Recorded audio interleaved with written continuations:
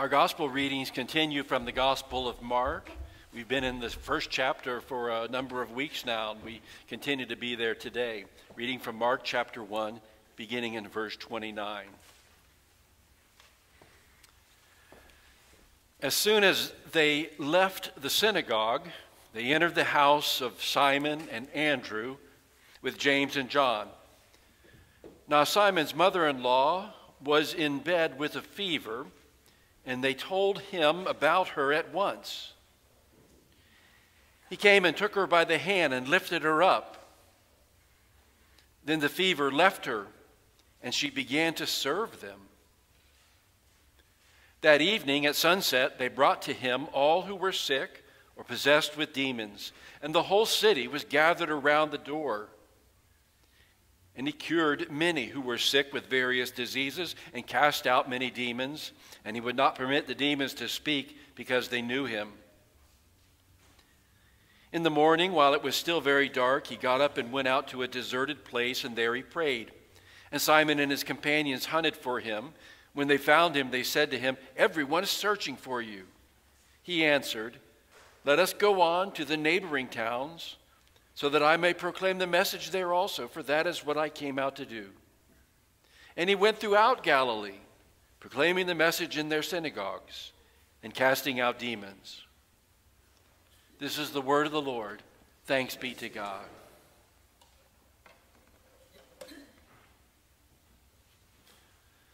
I get an email from Garrison Keillor about twice a week, just something I subscribe to, and I enjoy it because these emails are always full of, now, Garrison Keillor's kind of uplifting observations about life. He turned 80, I think, a couple of years ago, and all about that same time, he got a new heart valve replacement. He had open heart surgery, and then he had experienced a couple of different maladies, some fainting spells, and he fell a few times, and all of these things that happened to him about the same time as he was turning 80 just got him thinking again and began to change the perspective of his life and his world. And as he was trying to sort out what the future held for him, he made the decision, he pledged himself, from now on, I'm going to dedicate myself to cheerfulness.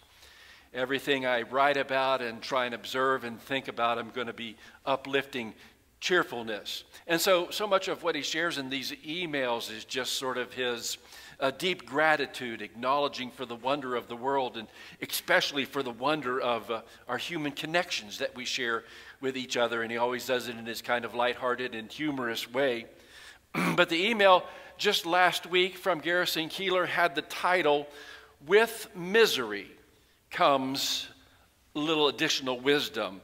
And I thought to myself, uh-oh, what happened to Garrison Keillor's pledge to cheerfulness? Well, what happened is he got the flu. And he began by writing, "It's good to know what true misery is, as opposed to irritation, frustration, and annoyance. And now, thanks to influenza B," he said, "I'm clued in."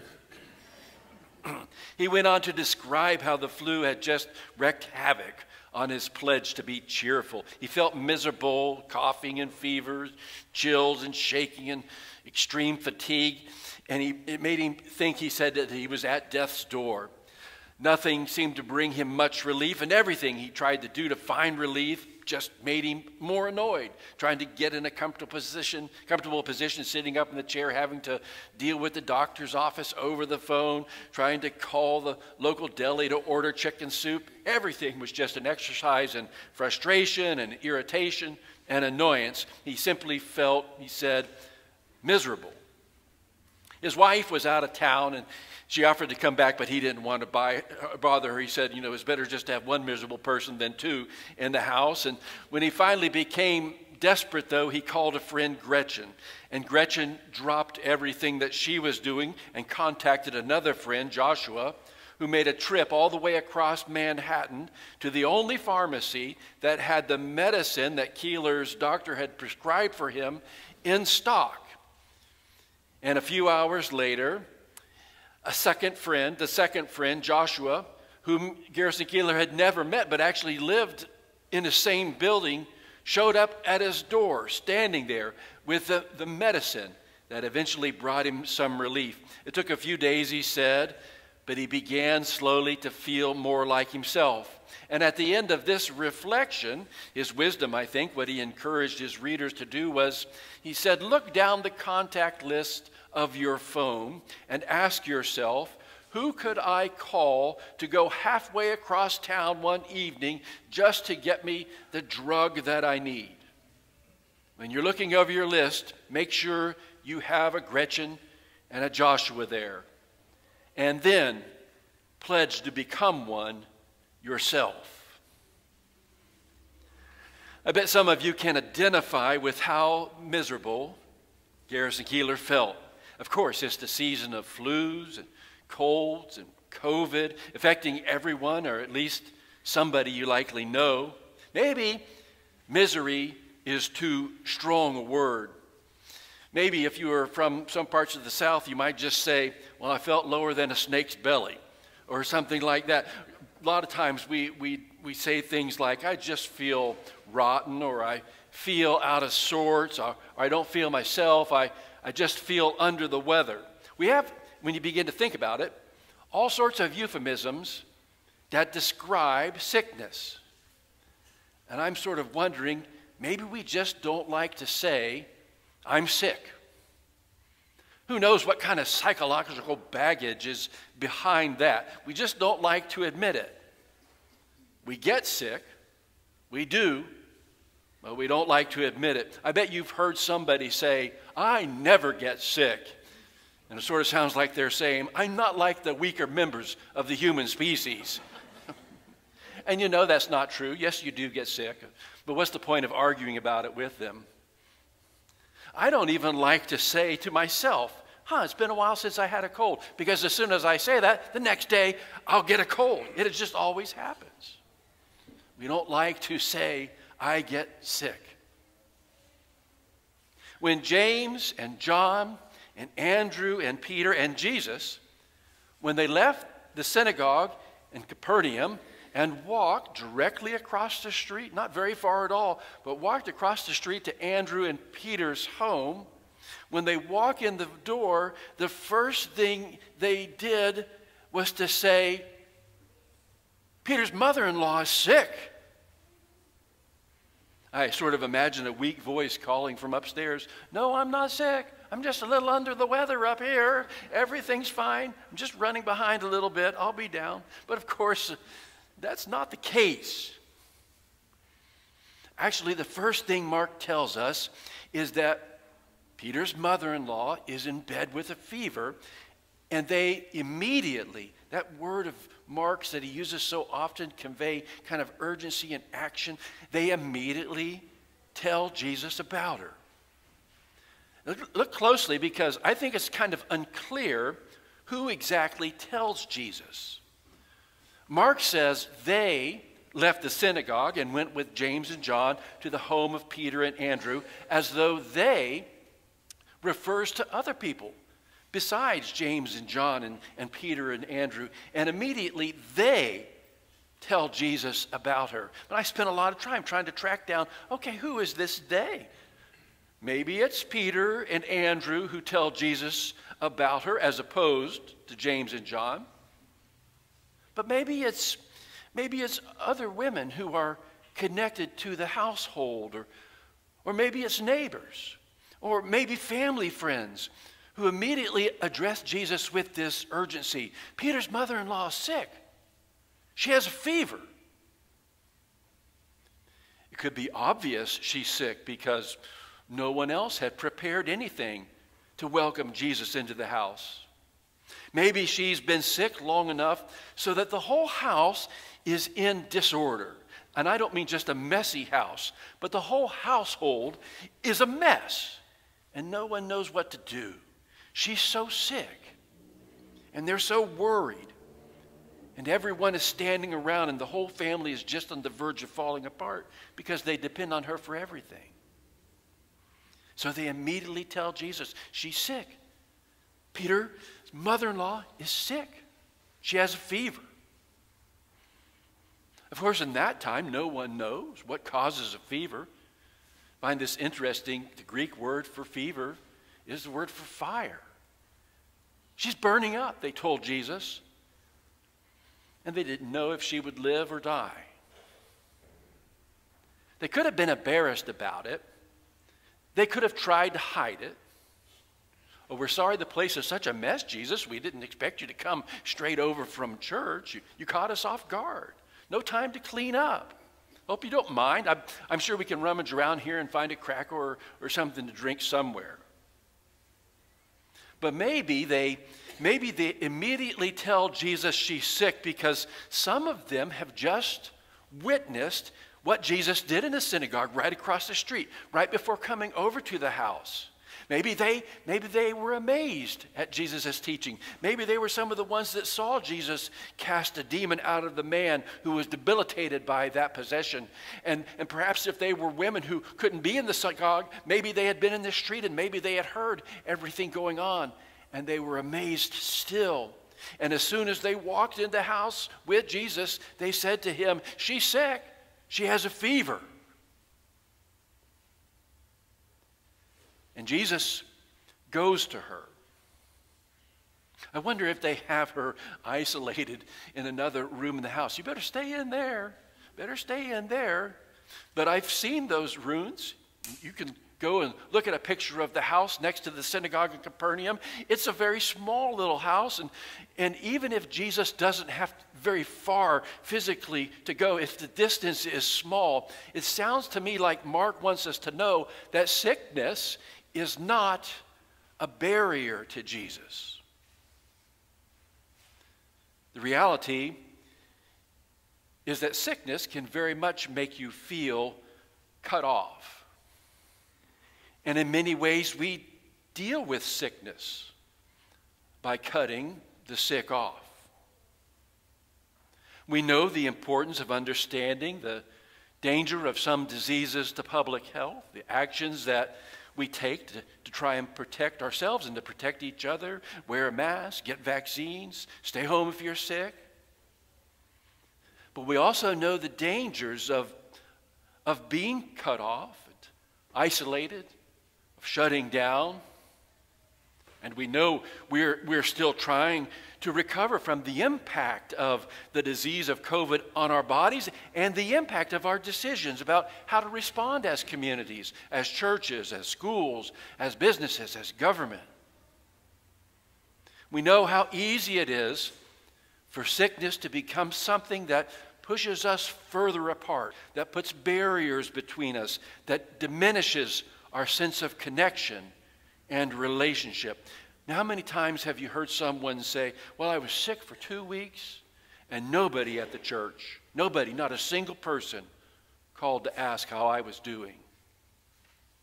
They may recover from being sick, but it will be a long time, if ever, before they recover from feeling forgotten. Even if they never told a single person they were sick, what they remember is, nobody checked on me, and I was alone. Jesus goes to Peter's mother-in-law, takes her by the hand, and raises her up. And the fever leaves her.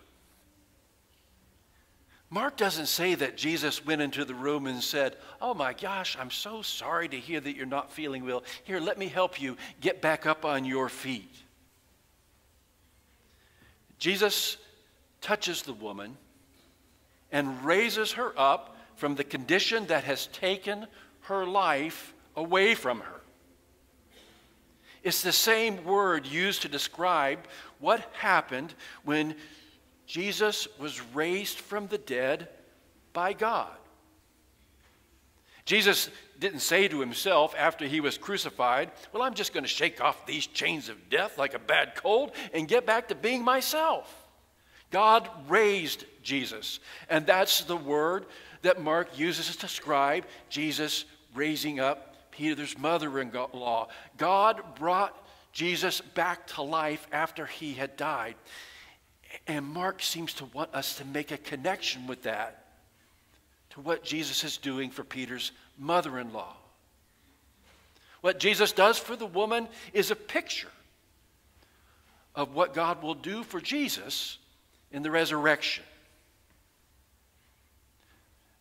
New Testament scholar Eugene Boring says that everything that happens in this scene, in this opening passage from Mark, from the point of when Jesus walks into the synagogue on the Sabbath, begins to teach with authority and free the man from demons, to the point of Jesus going over next door and raising Peter's mother-in-law at the house, and to the point of as sun beginning to set and the end of the day when people from all over town were bringing all the sick and demon-possessed to the house and standing there at the door and Jesus healing them. Jesus healing them. All of this is a preview, a picture of the work of Jesus in the new Sabbath day of his resurrected life. At the very beginning of Jesus' ministry, Mark shows us what the work and ministry of the resurrected Jesus will be like. And when this little church that is reading Mark's story, this little church that is probably meeting together in a house, probably not much bigger than the house of Simon and Andrew's, when they're there reading that and they hear about how these things happened on that Sabbath day in Capernaum, they're reminded that now, right now, they are in fact living themselves in the new Sabbath day of Jesus' resurrection. And they're encouraged to trust that Jesus' ministry of teaching and healing and casting out demons, all the signs of God's presence at work in the world, all the signs of God's kingdom being in their midst, that's now going to be a part of their expectation and a part of their experience. What happened when Jesus came to Capernaum is what is happening in their lives as they continue to answer Jesus' call to be his disciples and to experience Jesus' power to give them the gift of the Spirit to continue his life and his ministry in their lives. When Jesus raised Peter's mother-in-law up, the fever left her, and Mark says she began to serve them. Now, a lot of us have probably said when we've heard that passage before, oh, the poor woman, let her sit down for a minute, get off of her feet, recover. But Mark says, no, she began to serve them. And for Mark, she becomes a model of discipleship. She begins to work out in the midst of that community and to give to that community the very gift that Jesus has just given her, that has served her in this healing of her, of the fever leaving her. She begins to be a model of what they can experience too as they learn to follow Jesus in their own lives. Remember, later, when Jesus hears his disciples fighting about who's going to be the greatest in the kingdom, Jesus turns to them and says, the Son of Man came not to be served, but to serve and to give his life as a ransom for many. The very heart of his own life, the very heart of his ministry, serving others, will become the heart of their lives and the heart of their ministry. Jesus lifts Peter's mother-in-law up. He raises her up and restores her to the work of serving, to the koinonia, so that she becomes a model of what is possible in their lives. And a model of what is possible in our lives. And a step toward the whole town, bringing everyone to the door for Jesus to reach out and serve them and restore the life of those in need. Jesus healed many, the passage says. Do you know that the Greek word for healing is where we get the word for therapy? Therapy? Have you ever thought that when we come to this table where Jesus offers to serve us with the gifts of his life, he is offering us therapy? What therapy do you need when you come to meet Jesus at this table? What therapy, what healing can you expect healing in body, healing in spirit, healing from colds and flus and other things, but healing from hatred, healing from loneliness, healing from brokenness. Last week we sang the great hymn of Harry Emerson Fosdick, written in the time of the Second World War. We sang and we said, "Cure thy children's warring madness." In a few moments, Faith will sing a beautiful spiritual that we all love. There's a balm in Gilead to heal the sin-sick soul.